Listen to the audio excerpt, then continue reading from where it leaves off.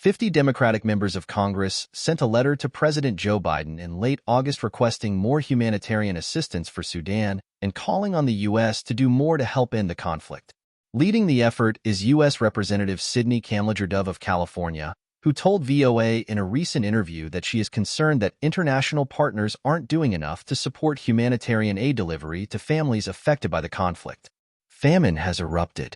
Deaths are happening every day, and the warring parties are working together, in my opinion, to prevent the delivery of humanitarian aid, she told VOA. It is unconscionable, and it is inhumane.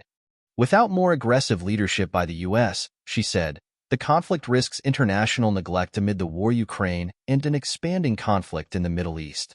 The following has been edited for length and clarity. VOA, your colleagues have joined you to raise awareness about Sudan.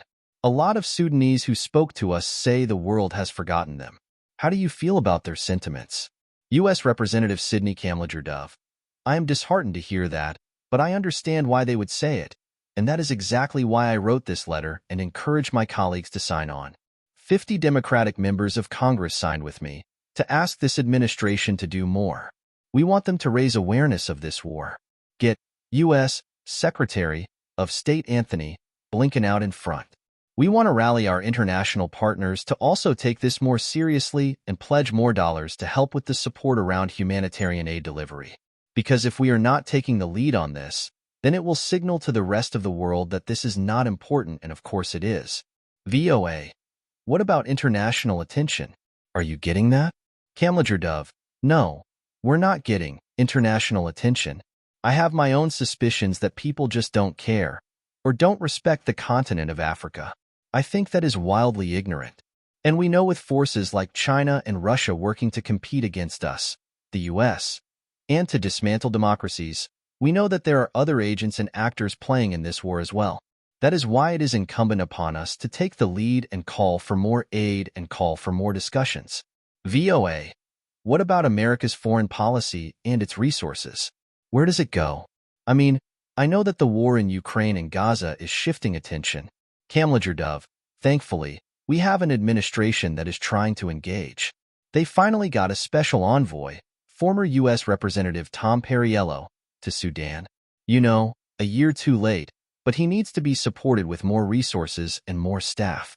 It is very important that Secretary Blinken shows his face more on the continent and reminds folks that this administration cares. VOA.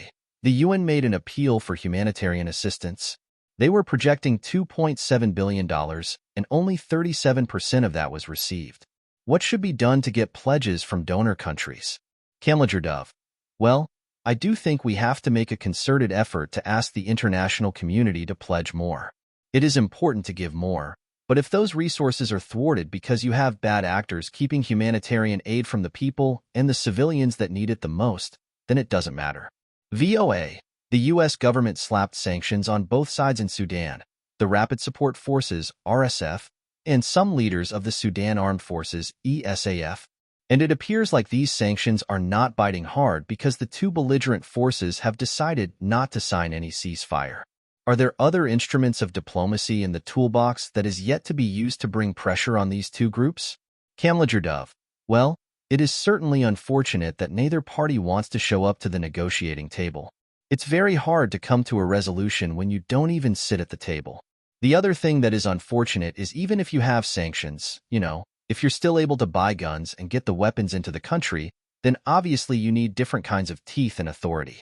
I think we should be looking at the folks who are supplying the arms to the forces, because that is as important as sanctioning both SAF and RSF. If you don't stop the flow of arms, what are you really doing? VOA. When Perriello testified before the Senate Foreign Relations Committee, he mentioned that those aiding the war in Sudan must be held accountable, or the U.S.'s efforts will be in vain. How do you respond to that? Kamlager-Dove. I wholeheartedly agree. We have an obligation to focus on what is happening in the Sudan. But I want to say I'm grateful that he was actually able to show up. We have not had a full committee hearing in the Foreign Affairs Committee on Africa since the beginning of this term. VOA. The last time we heard about funding for Sudan was 2017, and just a month ago, non-governmental organizations, international aid agencies are saying Darfur is on the verge of famine. There's famine already there. If you are given an opportunity to speak directly to the people who are making decisions on where aid money should go, what would you tell them? Kamlager-Dove: I would say the world is watching and the world is waiting.